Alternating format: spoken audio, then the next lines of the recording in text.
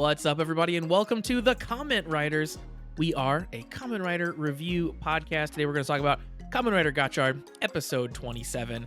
I'm your host, Josh Meek, the Uber Geek, and I'm joined, as always, by my good friend, Toby Tobes. How's it going, Toby? Josh, March Madness is here.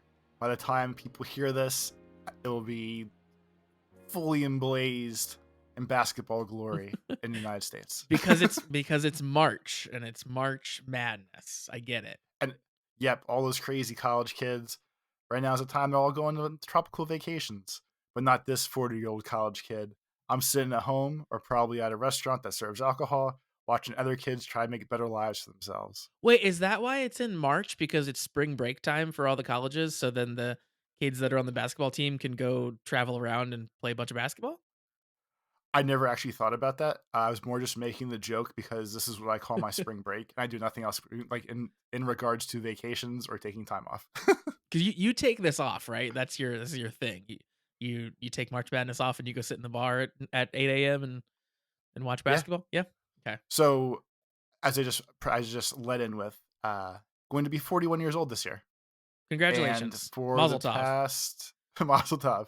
I think for the past 13 or 14 now, I have taken the first 2 days of college basketball's tournament off Yep. for quite some time. I remember last year. I think you sent me a picture from the bar, if I remember correctly. And you know what? I'll probably do it again this year. Probably will, yeah. So who's your big pick to win it all this year? Who's taking down the madness? Who's the sanest team out there? So my favorite, my go-to every year, who used to be a force both in men's and women's men's and women's college basketball. Words are really hard tonight, apparently.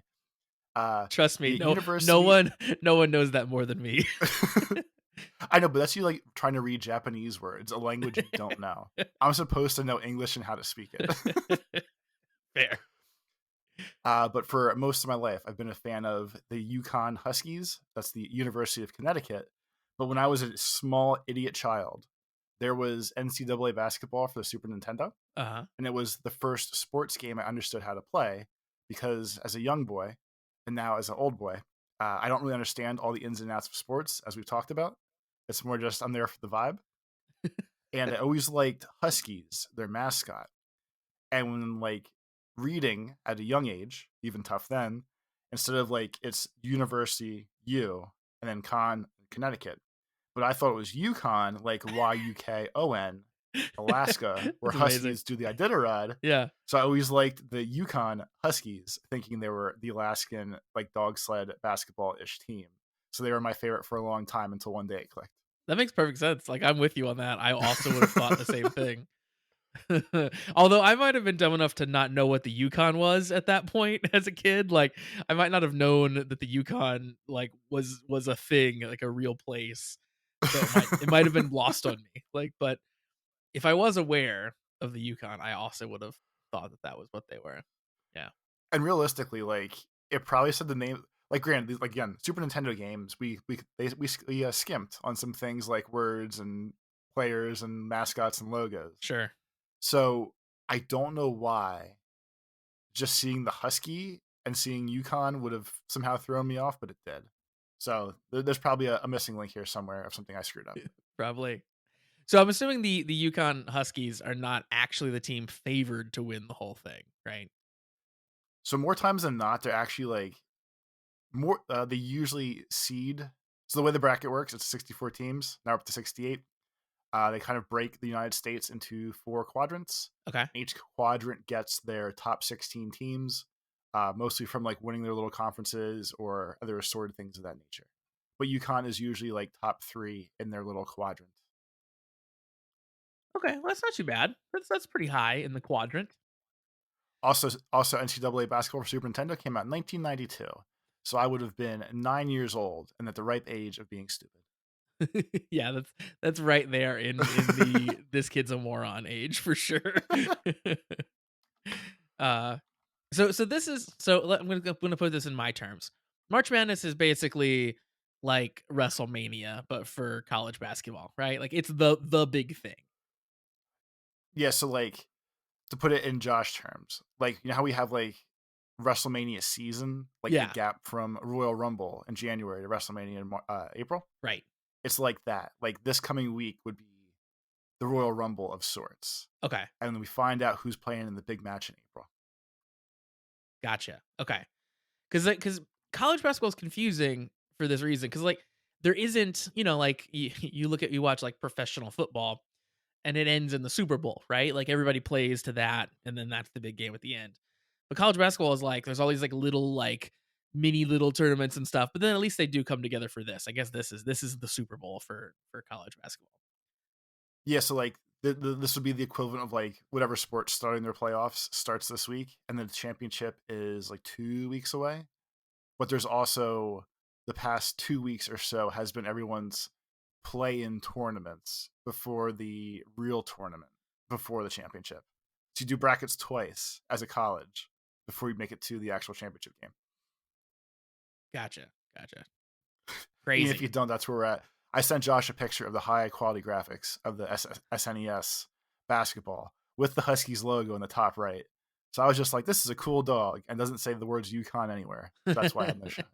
Also, this is a 3D game for the SNES too. It It's like used a Mode 7, yeah, which was the fake 3D chip that made the screen spin around when things changed. I love you. I was just about to reference Mode 7. I like that you also knew that. That's the also like famously used in F-Zero. That's the probably big game that used Mode 7 the most, I would say. I like that. Pilot Wings was a big Pilot Wings, one. yeah. A couple RPGs when you'd fly around and the screen seemed more interactive and 3D-ish. I think in ActRaiser, when you dove down into the like the dungeons, it did like a crazy zoom out and zoom back in. The screen spun around. Like You whatever could did like the 3D motiony things yeah, was the Mode 7 stuff. you had these ready. Mode 7 was the thing as a I didn't kid. even cheat. I just knew these. I'm I just impressed. knew these. I'm impressed. Mode 7 was the thing as a kid. As a Genesis owner, I did not at the time have a SNES. As a Genesis owner, and then, you know, staying, I'd never owned a SNES. At that age, in that era, that was like the thing that I would look at and be like, man, that looks cool. Like, I wish I could do that. But then I remembered that I had Sonic the Hedgehog, so it was all okay. Had blast processing. Exactly. My The greatest my my marketing hype buzzword. my Genesis is what Nintendo isn't. Yeah. Wait. It's Was that's it not at all. Nintendo? It's Now it's Nintendo. What Genesis don't? Right? Is that the actual thing? now I've confused us both.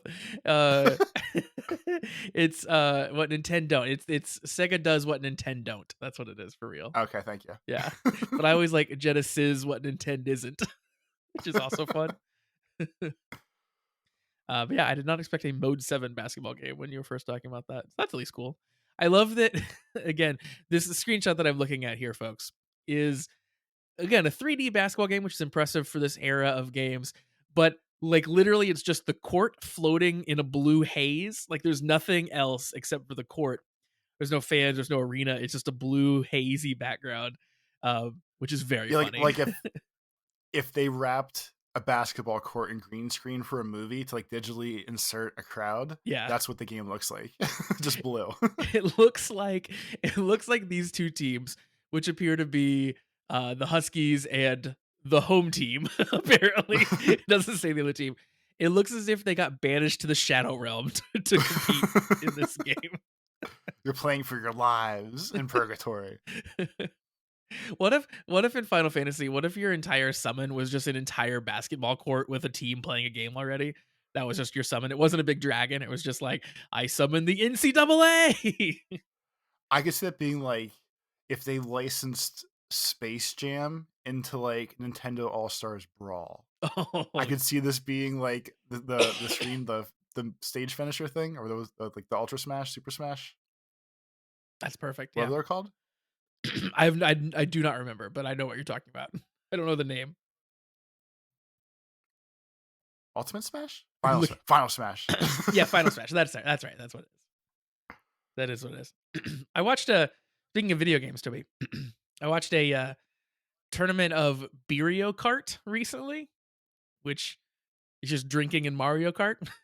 Okay, Which the was classic college sport as well. yeah, exactly. It was that's what it was, and But, like, it has more rules than I thought. Like, you have to, like, chug a beer before you finish the course, and if you don't finish the beer, of course, you don't win the race. So, like, there was a bunch of strategy where some people were like, "I'm gonna chug my beer right at the beginning. I'm gonna completely finish it so that it's done for the rest of the race." And then some people were like, "I'm gonna drink a little bit, but then I'm gonna wait and drink more every time I get, like, hit with a blue shell or something because I can't do anything anyway for, like, 5 seconds. So I'm gonna drink a little bit here and a little bit there." There was strategy. I can see that. My strategy would be just throw it all back real fast and go. Also, it's one of those weird things where like I guess it's safe. Any games that like actively like, oh, we're drinking and driving seems wild to me. Like I'm not saying Yeah. I'm above playing drunk Mario Kart or like drinking Mario Kart or whatever. It's just one of those silly things of like it's a weird world culture thing colliding. Well, like, that's why I'm sure that's why drinking Mario Kart was a thing because some college kid was like, "Get it, it's drinking and driving." Like, I'm sure that's the origin. Uh, so any Those clever college kids working on those futures, man. I'm telling they certainly are. Speaking of college things, Toby, you and I talked about this over the weekend. But something that hasn't happened to me probably since college was I received a copyright notice from my you. ISP that I had downloaded something illegally.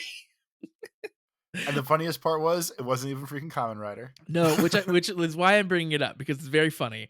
So I was downloading, and as you were saying, these are always embarrassing. Like whenever you get flagged for a copyright download, it's never like a cool thing that you were getting. It's always something really dumb and really lame. And this one, I was downloading season 1 of The Simpsons for some random reason. It was like late at night, and I'm like, I should start watching The Simpsons. And I started downloading it, and then it all happened. But I was And it's thinking, also funny to me too, like you have flagged on episode 10. Like your yeah, warning was specifically for episode 10. yeah. And I don't know if that was maybe the first one that got downloaded or the one that had the tracker in it, but like if they tagged the first episode or the last episode or the bundle of the file, I would understand all these things and all the logic behind this, but not like one episode. Yeah, I don't know Like I why was it was episode 10. Yeah, it does because I was obviously downloading the whole season. So I don't know why it was just episode 10 unless like that happened to be the one that finished last and then my VPN dropped or something at that point. I'm not sure what I'm not sure how those things are even tracked and flagged, but um or maybe it's like, maybe to track those you have to be a peer in a torrent network. So maybe that was the only one where I shared like peer status with the guy with the tracking entity was for episode 10 for whatever reason. I don't know. Strange. I don't know. It is Uh strange. but I was thinking about it and like, man, I download a lot of things illegally. I'll say that. I'll be honest about it. But the majority of the things that I would say 95% of the things that I download are not things that would ever get me flagged for a copyright notice because it is like Japanese television shows. Like I'm downloading like Kamen Rider and Sentai and other like toku and stuff. And then outside of that, it is like wrestling, like Japanese wrestling and stuff too. So it's like it's all stuff that like is technically illegal, but is not like I'm downloading a Fox TV show, which is what got me caught this weekend. I Uh guess it goes to show us as America. We don't care if we steal other stuff. Just don't yes, steal our stuff. 100%. Yeah, the first time in like since I could remember that I downloaded an actual like English speaking television show illegally, like boom, instantly got the copyright notice on. Did Uh you have any moment of panic when you got the notice? Because like at least like when I got mine years and years ago, I think it was still an email and not an actual piece of paper. But they were like, "Oh, just so you know, we know you downloaded this and you were sharing it. Just so we might decide to cease your internet activity and blah blah blah." And like, I don't know if I'll panic now still, other than I'm stuck working from home and no internet in the house means I can't work from home anymore, which is a little disappointing. yeah. But like, Um did you even remotely care, or were we just like, oh, whatever? it it was more annoyance than panic or worry. It was more like because they that's the thing, right? Is they threaten like, oh, if it happens, whatever, how many times, like we'll cut off your internet access. And it was more like, man, this is like the best ISP in this area. If I lost this ISP, like it'd be a bummer because I'd have to go to one that's like not as good. So that's my only thought of just like, Okay, yeah, I'll have to be more careful because I don't wanna I actually don't wanna jeopardize this particular internet connection because I do actually really like it. Um, but I was thinking Did you about it because, like, I've gotten a few of these over the years, right? Like, it happened in college sometimes, and it happened when I lived at home still at my parents' house too. At least once, I think, when I lived there. And that was also the era too where people were getting busted for, like, MP3 downloads and stuff. Do you remember that era where, like, they actually were taking people to court for those things and, like, that was gonna huge be my question. lawsuits? That was gonna be my question to you. Do you know anyone that actually got to that next step of legal trouble? I don't, but I remember having a conversation with my parents because they knew that, like, that I was in that world, right? Like, they knew they knew that, like, oh yeah, we probably give Josh, like, way too much, like, unfettered internet access, and I know that he's in the, like, stealing things on the internet world for sure. So I remember having the conversation with them, and because they, obviously were, like, worried, right? My mom was probably worried, like, oh my god, they're gonna knock down our door and arrest our son. And me telling her, like, listen, it only seems like they're arresting people and, like, or they're only, like, charging people who were uploading, and I'm just downloading. It's okay, mom. Like, we're all good. So no, I didn't actually know anybody who got the hammer dropped on him. But So when I was either still in college or I was just out, and my ex brother-in-law was still in, and his roommate, granted they were in college, his roommate got a letter from, they went to the University of Arizona. He actually got a letter with an actual financial sum on it, oh, and jeez. either the college or the ISP through the college sued him for like $14,000 because of either MP3s or movies. So this would have been like 2003, 2004, somewhere in there. But that was the closest I ever got. My not blood relative, his roommate got actually sued for it. Okay. In a similar vein, I do know, and this almost feels like folklore at this point, right? Because it's like my friend who went to a different college than me, a big college, because my college was fairly small, so there wasn't really the, like, file sharing uh, underground there like there were at other colleges. But my friend went to big college where they just had basically a LAN, and someone set up basically a server that just had everything on it. They just everything you could possibly want, everyone connected to it, and you could just at, like, gigabit speeds download whatever you wanted. It was this insane file sharing piracy network, and that dude who was, like, running it, who spearheaded the whole thing, according to my friend, got caught and, yeah, got threatened in that same way, and I believe even got expelled. Like, I think he got straight up kicked out of school for doing all that. So I don't know that he actually got sued, but, like, definitely ruined his life over running a server full of probably Simpsons episodes just like this. Yeah, there's probably something equally as dumb. But Yeah, I totally. guess that too, like that wasn't, at least back then. Not that I think torrents are safer, but that was all like LimeWire or Kazaa or that era of like, it's literally just you serving up a file. Yeah. Like I don't think it was. I guess they're probably the same. It's probably made like dumbed down torrenting.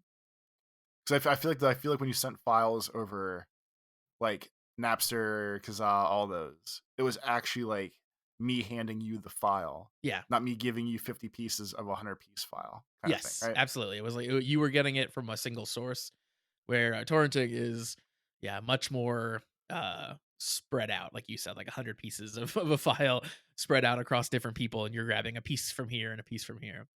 Which is why, yeah, if you kids out there are too young to remember, like, the Napster era of internet piracy, and you've only come up in the in the torrenting era, um, Napster and similarly, like, Kazaa and stuff were so crazy because you would it was just text search. So you'd search for whatever song you wanted or whatever, and you'd start And they were always downloading it. labeled wrong. They were always labeled wrong, and half the time they were labeled wrong in order to fool you. So it's like you download a song that you thought it was one thing, and you'd get it and it'd be some completely other band, some completely other song, or maybe even it would be like an exe that someone had labeled as an MP3 to try to trick people into running it on their computer. Like, it was the wild freaking west on these services. And it's crazy that like more bad things didn't happen, I guess, from all that stuff. So yeah, I'm glad we're in the era we are now, where it's relatively tame. But yeah, that was my brush with the law this weekend. What a rebel. Toby, let's jump into discussing Common Rider here. We have an email this week. Ew. Emails come in at cast@commonwritersucks.com. That's our email address if you would like to send us in an email, cast@commonwritersucks.com. You can send emails on anything that you would like to talk about with us, just like our friend Shade did this week. Shade sends in an email entitled Garion's Golden Gotcha. Shade says, "Hey guys, I don't have much to talk about this week, so I'm going to bring up the producer's blog again because it always has interesting topics to talk about." You might remember last time, Shade linked us to a few of the translated producers' blogs that have been happening over on Reddit. So the one here for episode 27 has been posted, and it has some cool tidbits in it here. So Shade says, starting off with something pretty cool. Popular director Kiyotaka Higuchi will be directing the next episode of Gotchard. The show is continuing its trend of having Ultraman people in the series. The blog mentions his most recent Ultraman show, Blazar, and some of the Kamen Rider shows that he's worked on, but I don't think it really highlights how much of a big deal he really is. He's worked on almost everything Ultraman in the past 10 years. It's safe to say that he has a lot of hands in shaping modern Ultraman into what it is today. So that's kind of neat, like an Ultraman person coming over and directing an episode of Kamen Rider. Pretty cool It, crossover. it seems like it's all basically we call it the same universe, so it's a nice little side step of sorts. It's certainly the same genre. Yes, exactly. But let's see. He has directed, or he's worked on, sorry, on the VFX team for Kamen Rider Hibiki, Kabuto, Den-O, Kiva, and was the VFX director for Black Sun, which you and I watched That was a together. good show. Yeah, especially the effects. So um that's a cool hand there.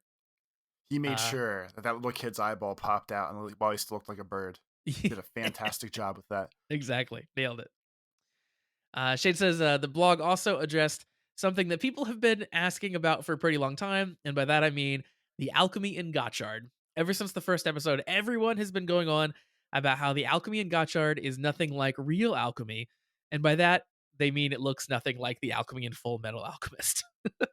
Okay, so I'll say like, yeah, I'm pretty sure no one's It's not real. making dolls and sticking crickets to them or grasshoppers to them and turning them to animals. Yeah. So Shade's yeah, like because real alchemy is like I'm gonna smith this aluminum into something else. yeah. Like, that's not really the same vibe here. Which I'll read directly from the blog here in a second because it's interesting. But Shade says alchemy at its core is basically ancient superstitious chemistry, kinda. So I can understand why they decided to lean more on the mystical philosophy of it, creating life/gold. Plus, writer Kiichi Hasegawa has said on his Twitter that he didn't know how to write the Full Metal Alchemist style of alchemy, so the magic spells were the next best thing. And yeah, from the blog itself, where they talk about alchemy, basically the explanation is that real alchemy is about turning base metals into precious metals, like you said. So, like turning this aluminum into gold, for example. So they say that that's why ever since episode 16, the writing staff has made sure to add the color gold to anything related to Garion. Garion is an alchemist who became fascinated by this forgotten/abandoned, in the world of Gotchard, art of seeking gold, because gold equals eternity, unchanging brilliance that will stand forever. The total opposite of Hodoro's gotcha. Garion wants to turn something worthless, this world, into something with worth, gold. So they specifically, since the kind of like everything's changing, episode 16 stuff, was like, okay, we're going to incorporate like traditional alchemy in our main villain. And that's what they've done with Garion and the gold stuff. I guess that's a remotely fair representation of that vibe. Yeah. Aside from that, though, like you said, like I don't know, alchemy's all made up, so it's fine to just keep making up what it is. Like I'm perfectly okay with calling it alchemy when really it's like trading cards and monsters. Like that's okay. I Yeah, it's close enough. yeah, that's not an issue with me.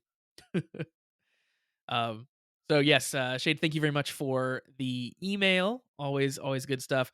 There are a couple other tidbits in the blog that I want to bring up, but we'll talk about them when we get to that in the episode discussion. Yeah. So with that, let's jump into talking about episode 27 here, Toby. The episode that I call should have been the last one. Yeah, like in I guess typical form, this is sort of the end of an act, and then we are clearly launching into the final act of the series. Or I guess the maybe penultimate act. We'll see kind of if we have another like pseudo ending. But this one definitely is like has the air of finality about it. Because we defeat Garion sort of kind of in this one, Yeah. which is cool. Yeah. Uh so the episode opens up, and as we remember last time, just to recap, uh Garion has killed the alchemy body of Kudo's dad. And he's taken all the chemi cards, and he has put them up in the sky, and he's hurting them. He's trying to open the door of darkness. And then Hodoro and his crew get in a 10 liner, and they head to the Aurora Boreas realm to try to take Garion down. And that's where we open here. Garion once again is the chemis are up in the sky. He creates a giant pot out of the sky. It turns Because into how like else are you going to do alchemy? exactly. You got to have a witch's brew pot. It turns into like a weird ocean. There's an Aurora Boreas snake in the sky, and inside the snake circle, there's a door, and that's the door of darkness. And Kingdom Hearts is finally here. I agree.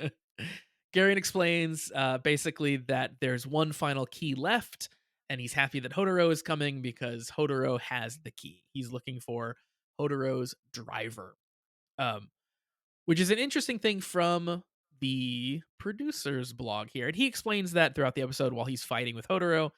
Basically, the driver was the final key, and Hodoro fighting has refined the driver over the course of him using it. So that's really why Garion was sending the Malgams out to Hodoro, because they needed Hodoro to fight so that the key would get refined. So from the producer's blog, they say, for those who are thinking, is Garion stupid? Why does he keep sending Malgams? All they do is lose and get captured by the enemy. That's the whole point. Garion's plan was not about gradually capturing chemis, it was about making Hodoro fight. All for the sake of the growth of the Gotchard driver, which was the key. The only pieces Garion needed to open the door were the 10 level 10 chemis as materials, the Dread driver as a furnace, and the Gotchard driver as key. The other chemis were just additional materials, and so as long as the key had grown strong enough, the door could still be opened even without the 101 chemis.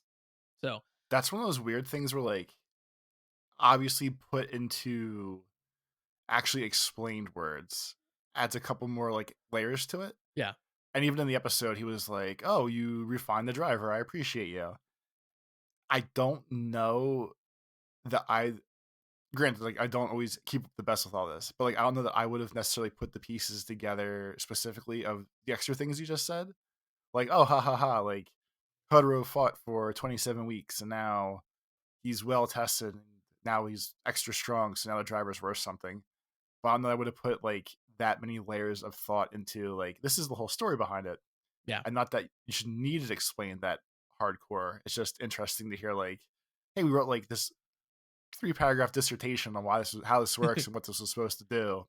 And it's almost like a throwaway line in the episode, just like, Yeah. oh, by the way, you did a good job for me. Now I'm taking this and we're gonna open the door. That's why I've liked these producer blogs, because that exact thing you're describing has been throughout them really kind of that I've looked at so far, is where it's like, "Oh yeah, you did mention that in the episode." Or like, "Oh yeah, I guess that does make sense." And they're just like connecting dots like that they maybe alluded to in the episode. And like you said, you don't need to know like the full story, but they are providing like a little bit of backstory enough to like connect those dots that make it really interesting. Um I feel like that's a fine line to walk. Like eventually you could get very like, you know, Dumbledore was gay this whole time. Like it could go into that realm of just like groan inducing, like, no, there were no clues that could have possibly been true. But the ones I've read so far at least are like, Oh yeah, like I do remember when you dropped that hint. That kind of stuff. Um, so yeah, I think that those are fun to read, and like you said, I wouldn't have really connected all that, but it's cool to read. Or like, yeah, I mean, just like not in the depth that they actually go to explain it. Yeah. Like you said, like because him saying like, "Oh, you fought a lot, now it's strong." Like that's base level video gamey story nonsense, and like that's cool when it works. But like having all the extra pieces with it makes it sound more fun. Yeah, totally. The kids show up, of course. Gary and the kids face off. The kids are upset to hear all the Kemis screaming, obviously, and As we all are. as we all are. And Garion basically explains at some point here that yes, this kills the Kemis. Opening the door, all of the Kemis will be used up and will die. At this point, Garion henshins into Dread Type 2. So we get to see a new form of Dread, and we get to see, yeah, Garion be behind the mantle of Dread at this point, which is pretty cool. Um Dread Type 2 is kind of neat too. He uses the kind of like cool samurai look on the right hand side as well. I believe it's the Dione card, and yeah, it's just kind of a neat vibe with like the horns on the shoulder and the spikes on the arm and stuff. Yeah, like in an episode of what I feel like was a bunch of suits. It was at Yeah, least one of the two cooler ones in this episode. yeah, there was a lot to see in this episode for sure. It was very visually dense. While the battle is occurring, Sabi and Ringe are kind of like off to the side as they usually are, kind of cheering on. However, the two Abyssal sisters, go up and try to stop them. Basically, they say, "Hey, you're helping them out. We're gonna keep this from happening." So the sisters clearly think they're gonna make quick work of Sabi and Ringe, but turns out they aren't because the two of them have been working on their combat magic, or their combat alchemy, and they are ready to fight back. They've been sort of powering each other up, and they've gone so far, Toby, as to perfect the anti brainwashing technique from Zukumpire. So they One have of the the little one of the tattoos. many yeah, one of the many just like the first three quarters of this episode was just like real vague notes for me, at least as I was taking notes as I went. And like that was one of the standouts of like they got so hyped about it. They had a little heart shield. They Yeah. both looked like Aang from Avatar, or at least Sabi did because his arrow was on his head. Yep. He could hide with his swoopy bangs. And It was so good. Yeah, hers is on her hand because she doesn't have bangs, but he got his right on the forehead. They peel him back. They're all proud of it, and then they even do the Zukyun, and like you get a little like heart pop up of Zukyun. It was a really good callback. I like that a lot, and also like how cool that the kids can like kind of hold their own a little bit now. I thought that was neat. They ended basically with saying like they're still Hodoro and Kudo's superiors, so they should show them respect. It's pretty rad. And then we get some fighting. So it was a good fight. There was lots of fights here happening. We get some Malgums showing up because Garion is basically trying to keep Spanner and keep Kudo busy because he just needs to fight Hodoro. He needs to get the driver away from Hodoro. So he summons some Malgums to try to keep them busy, and he tries to focus on Hodoro. And there's some back and forth, and eventually we get Garion kind of up henching to Dread Type 3. He realizes that he has to take Hodoro a bit more seriously and take these guys a bit more seriously. So we get to see Type 3 henching for the first time, which is really the combination of the two halves of Dread we've seen before. So yeah. the unicorn on one side and the Dione on the other. So white on one side, red on the other. And again, it looks very cool. I like the Our complete second form. of many outfits this episode. Exactly. Also at some point in this, Isaac gets broken, which I felt much sadder about than I thought that I would. Isaac gets He's the like voice of a generation. it truly is. Gets kicked against a tree and gets the screen cracked here. Let's see. The fight turns a little south here. Hodoro um dehensions and Gurion is able to grab the driver. He kind of throws it up into the sky because it's the final key. And this is where they have that discussion about like refining the driver, it becoming the key, and the fighting had done it, and so on. So the driver is up in the sky. Hodoro now is driverless, and we cut back to go see what's up with Minato. Last time we saw him, he was sad on a rooftop, and he's still sad on a rooftop here. And Still just soaking it all in, all of his life decisions. yep, he's watching the craziness happen up in the sky, and Kyoka shows up and basically gives this boy a pep talk. That's what he needed this whole time. I really like that she said, like, he's not awkward anymore. Now he's just like pathetic. um, so Like a good he mom, she stepped in for the kids and was like, "Hey, exactly idiot." her big pep talk was essentially that like he's crying because he remembers all the kids that he thinks he let down and he got killed, and she's like, yeah, you have a fond memory of them, you need to be doing this for them.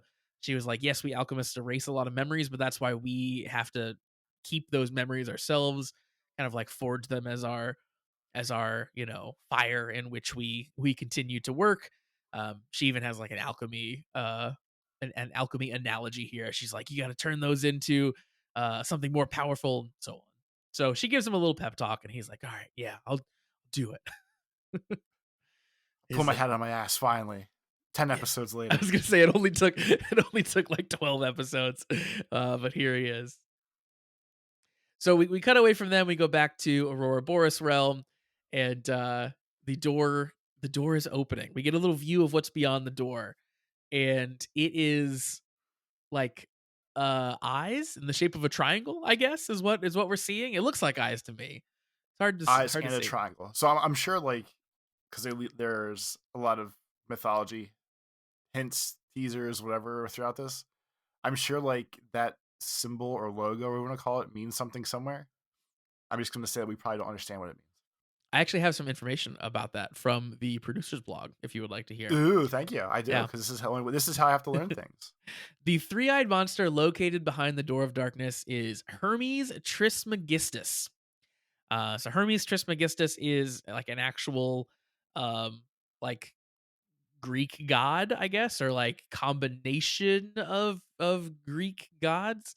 And basically, Hermes Trismegistus is Hermes the thrice greatest. So the number three is kind of wrapped up here.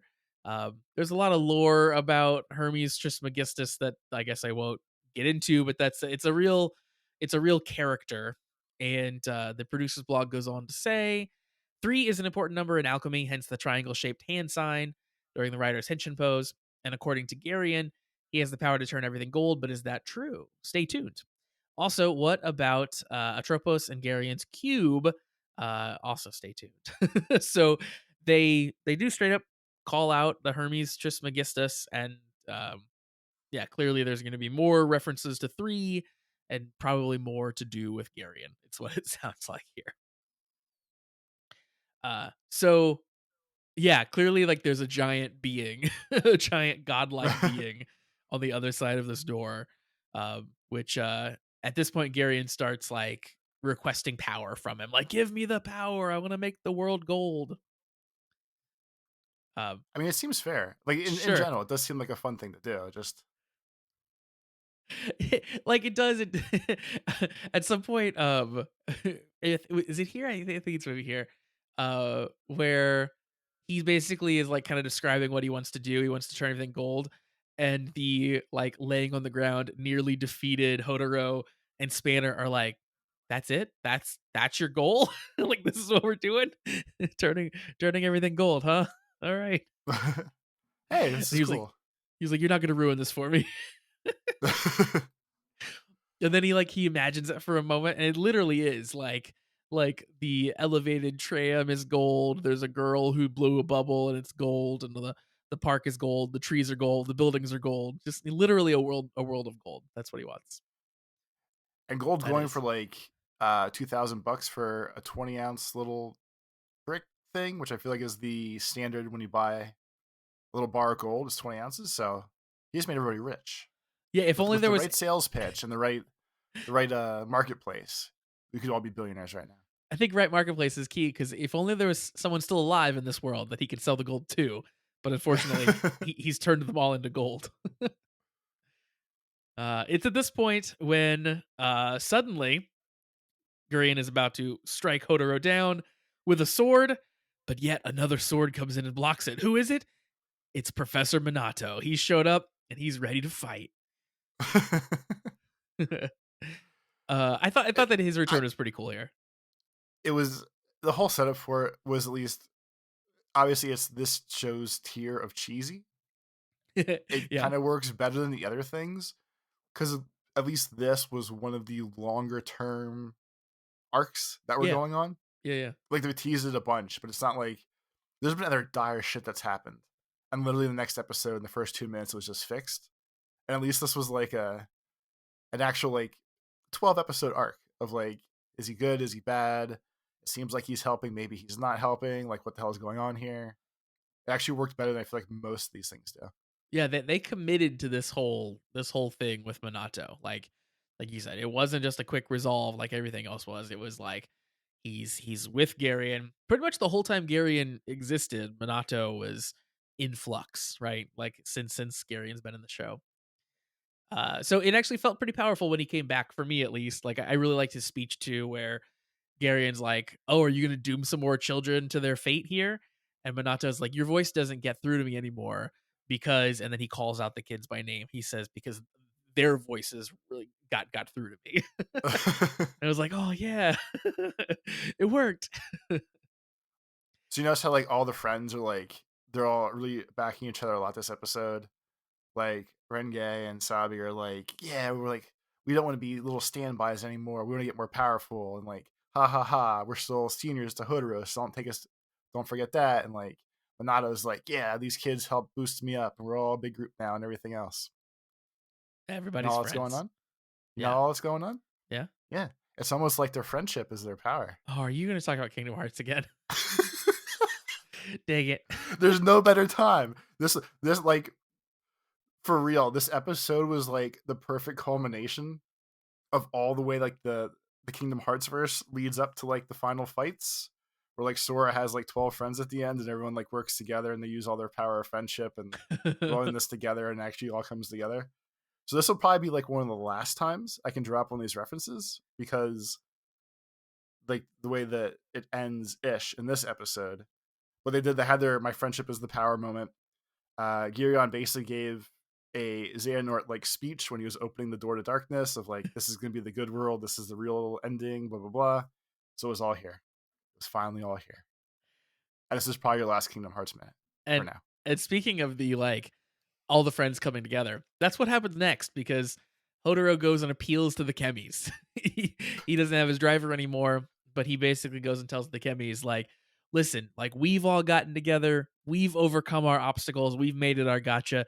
Now it's your turn. You all have to work together. You have to strive. You have to overcome your obstacles and you have to break free. He compels to the Chemis that they have to free themselves, Toby. And then they There do it. like there was two chunks of this episode to me. Everything before his sad music speech, which I said wraps up almost every episode at this point. Uh-huh. It's everything pre the speech and everything post the speech. And everything pre the speech was kind of like it was okay. It was normal Kamen Rider Gotchard shit. And then everything post the speech was very hype. But the way that all of it worked was why I said like this should have actually been like this would have been a perfect final episode as well. Yeah. Where like if this was episode 47 and the Chemis are all stuck in darkness and beat the shit Hodoro's crying and we all did this together. I was strong for you guys, not be strong for me. You can do it. Like it actually would have been like the perfect wrap up for the super cheesy, happy, sweet ending of the series. Yeah, it definitely would have fit. As always, when we get an episode that feels very final like this, that kind of closes a big act. It'll be really interesting to see how they close it for real, like what the actual final episode is, and like what the actual, final compelling arc is. Because yeah, I'm interested to see. We, of course, Hodoro, all the Kemi friends come in and Hopper 1 specifically becomes he gets the power of level 10s he becomes Crosshopper, which and looks so Crosshopper is both cool and extremely off-putting looking at the same time. I don't know why Hopper loses all of his limbs when he yeah, gets evolved. Like I don't know my grasshoppers very well, but like if he was a cocoon or a caterpillar the whole time and then turned into like his metapod cocoon state and like evolved out of that later, that would make more sense to me than like grasshoppers come out of eggs, I believe. Like him coming out of the egg into a grasshopper would also make more sense to me.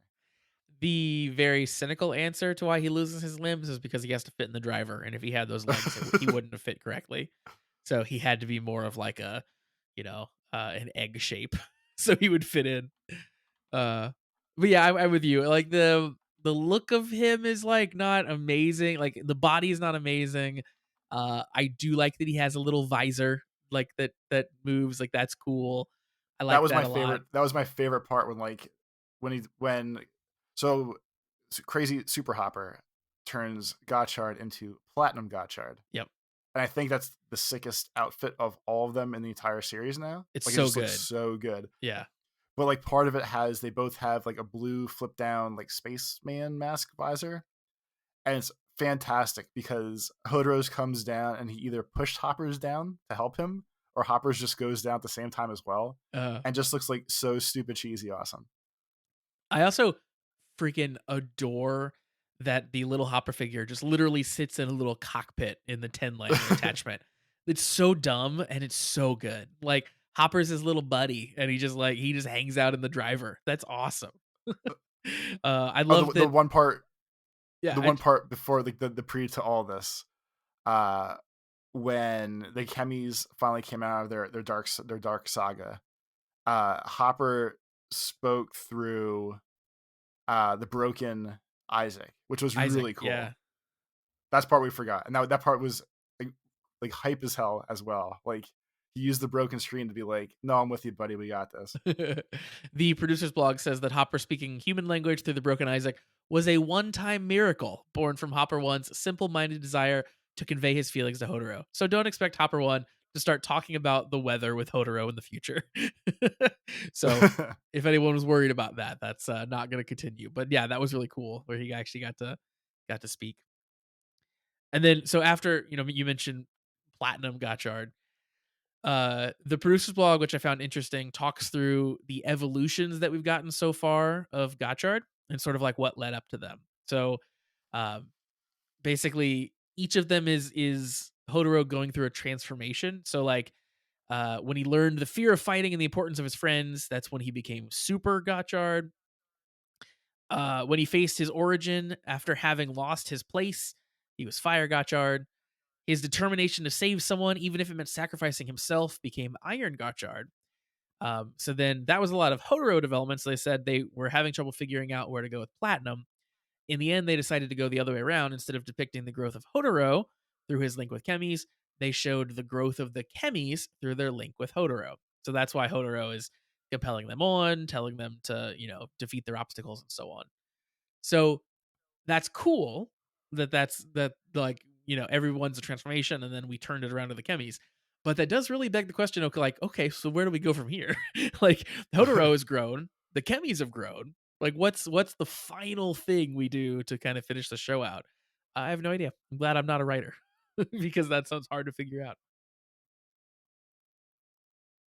But yeah, I agree. Platinum Gotchard is so sick looking, like very cool. I really liked the sort of the antenna that it has. Like they kind of like have a fold backwards and they look very grasshopper like, which is very neat.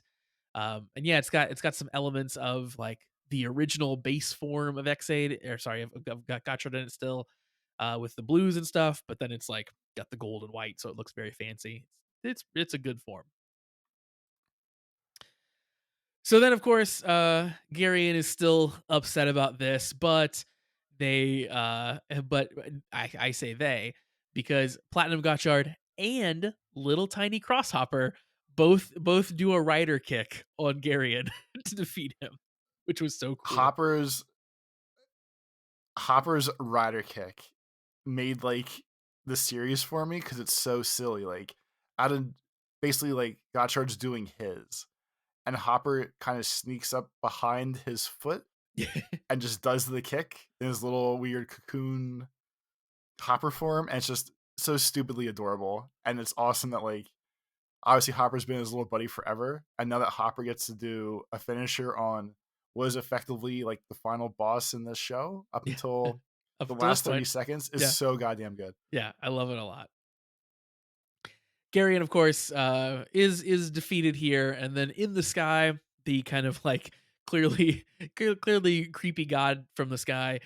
There's a kind of a hand that reaches out, like with big claw fingers, and picks up Garion and pulls him into the door, and the door shuts. And before this, he looks up and he says, "El Dorado."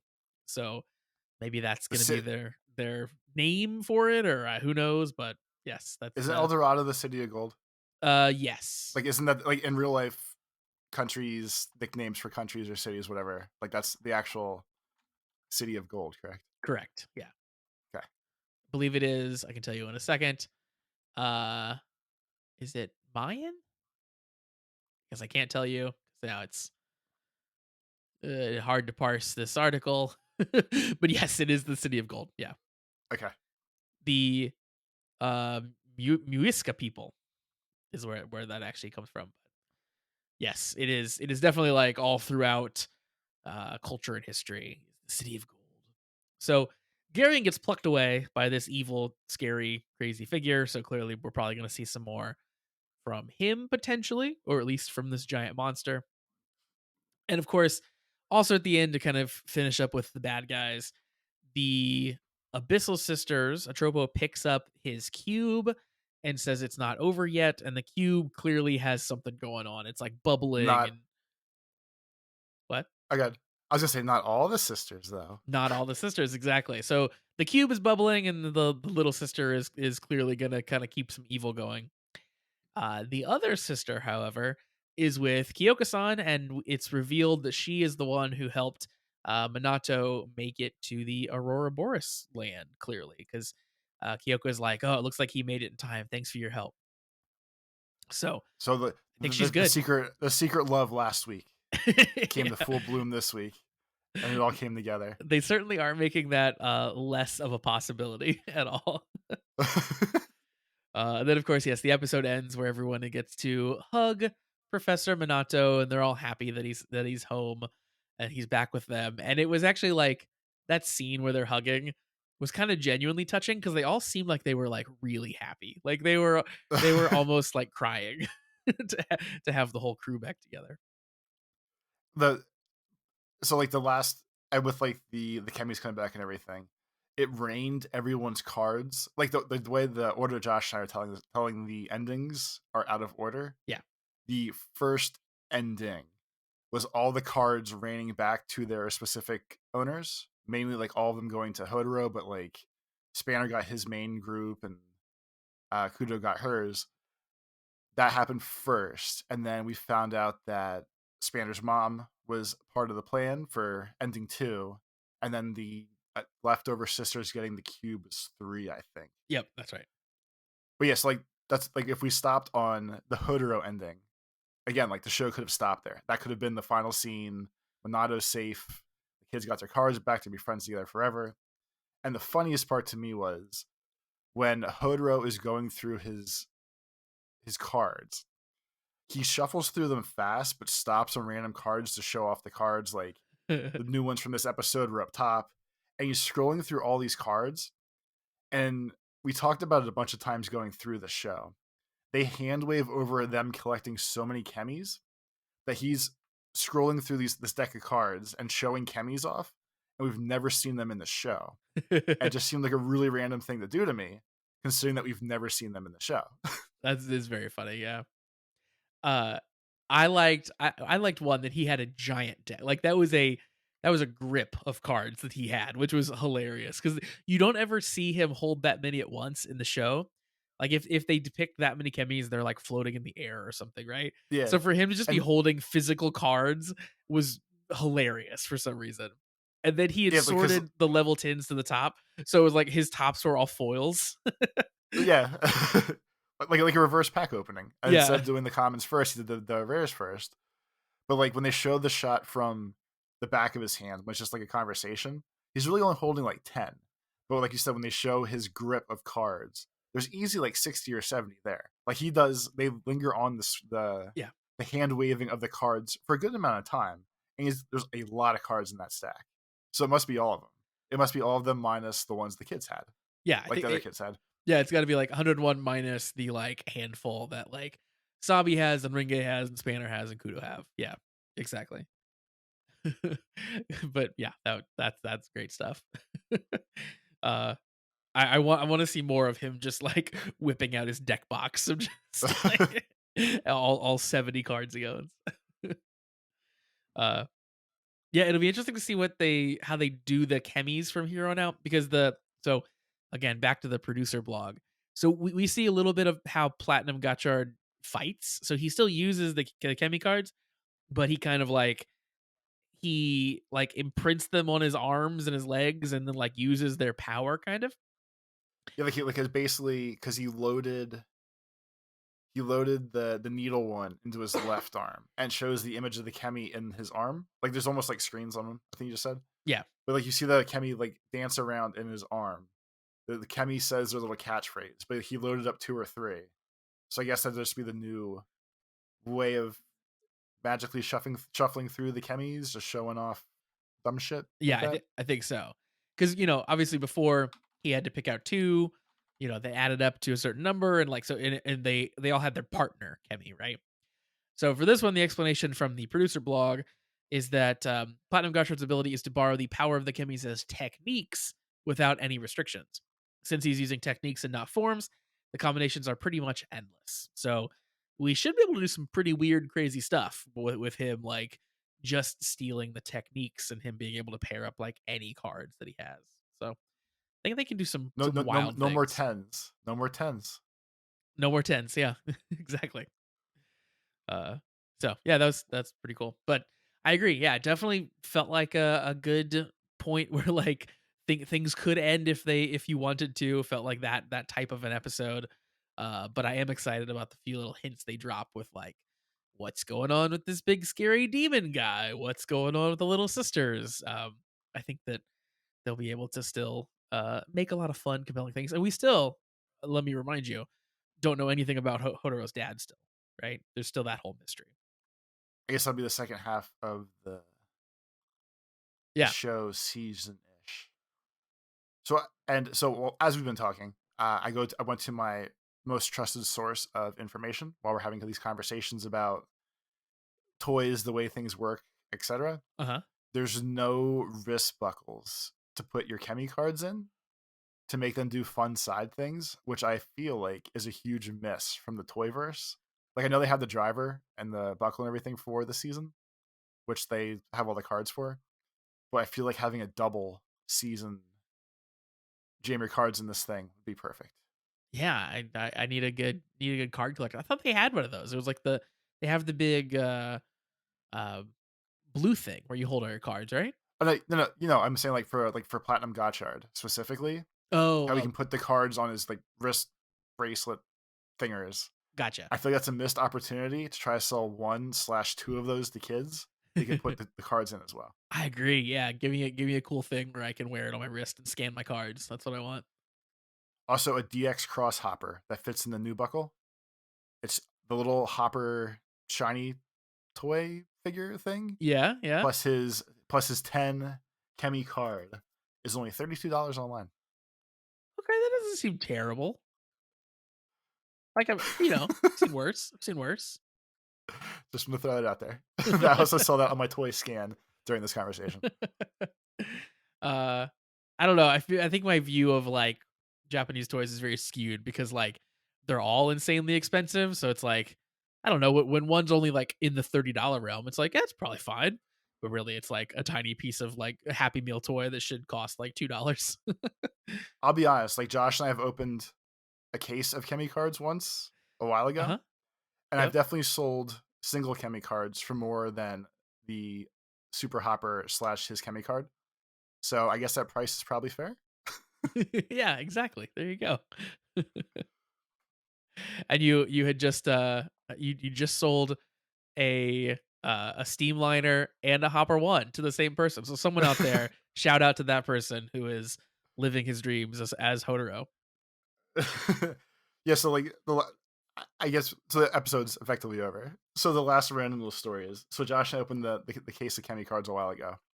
Uh Nothing really, I didn't really need anything to do with them. It was more so just like something fun for our Patreon, which we can chill in a second. But it's also a fun thing for Josh and I do since we were watching the show. And whenever people buy from selling Pokemon cards and Kemi cards now, you can kind of get a vibe of the type of person who's buying the item by what they're buying.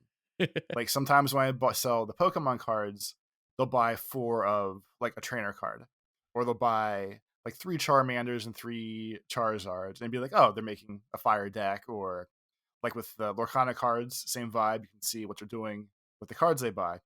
So with the Kemi cards, it's weird because people either specifically buy one of like certain riders. So like that's obviously one of their favorite riders. Some have bought like random sets of like, oh, all the commons that you have doubles of. I'll take all those, whatever. But the one today, like Josh said, that I showed him, was like extra fun to me because one person bought, like you said, one Hopper One and one Steamliner. And the only reason that I could possibly see you would only buy those two is you had the driver and you wanted to be able to be Gotchard, or you just want to have those two as like the memory of Gotchard, which works Yeah. too. I thought that was just like extra cool to me. Of this person loves the show. They're only buying these two specifically because you love the show. Yeah, I think the driver even comes with Hopper One and Steamliner, I believe.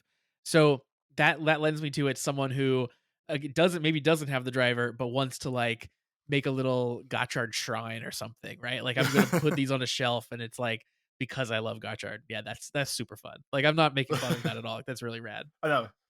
Yeah. Yeah. So shout out to Daniel. Oh, way to go, Dan. Hopefully you're a listener, Daniel. And now we've talked about your order here for a few minutes, which maybe is awkward for you. I don't know, but good looking out. All right. Well, as you said, that's gonna wrap it up for us, I think, Toby. Oh, the But Patreon. please, Don't forget the Patreon. I'm getting there. I'm a professional. I'm a professional, which I'm not Nothing actually. about this show is professional. No, but we do have a Patreon. We'd love for you to check it out. Patreon.com/the comment writers. It's also linked down in the description. And we do lots of fun stuff over on the Patreon. We do watch and reacts over there. That's kind of our big thing. We're watching Kamen Rider Xaid right now. You get to watch along with us and hear our thoughts and jokes as we watch. And we are going to start watching Boon Boomager as well. We watched the first couple episodes the other week, and I think we're going to make that a series that we're continuing. So if you want to see our thoughts on a Sentai, not just a Kamen Rider, then you got to sign up for the Patreon and watch along with us. Maybe you haven't checked out the world of Sentai and you want to dive in. Well, watching along with Toby and Josh is a pretty fun way to do that. Yeah, So come hang out. We do fun Common Rider and slash or Sentai things.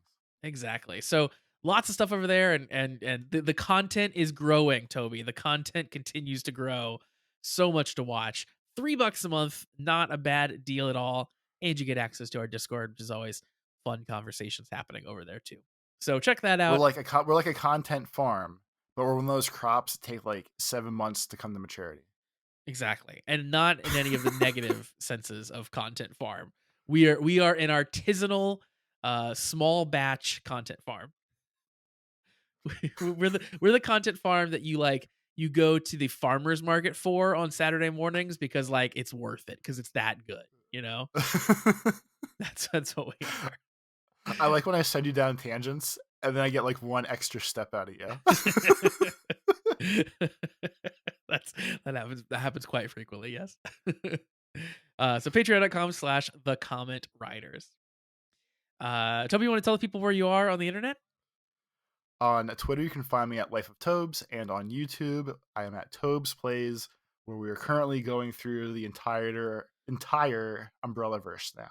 We're up from Resident Evil 1 to Resident Evil 5. I That's thought a little more than half. thought at first you were talking about Umbrella Academy, which is a very different thing, but that's cool. Very cool. No, all the zombies. And now that I said Resident Evil 5, I realized that that gameplay is not on the channel yet. So come hang out and watch Resident Evil 1 through Resident Evil 4. 5 is 5 coming will be though. here soon. 5 will be here soon. It's in the farm as well. The flowers are blooming. The fruit is almost here. We Come set it, harvest with us. or in the zombie sense, we set it out in the sun and it's slowly rotting. When it's really ripe is when we're gonna put it out. That brain's almost delicious to eat. For me, you can find me on Twitter at PrettyDeeceJosh. Lots of places at PrettyDeeceJosh, or over on Blue Sky at Meek.lol. Those are my places. Or on YouTube, you might be watching it there at youtube.com/PrettyDeece.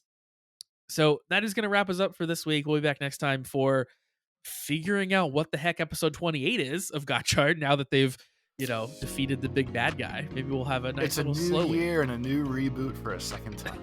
Exactly. So we will be back here to figure that out with you all as well. But until then, have a great week, everybody. Peace.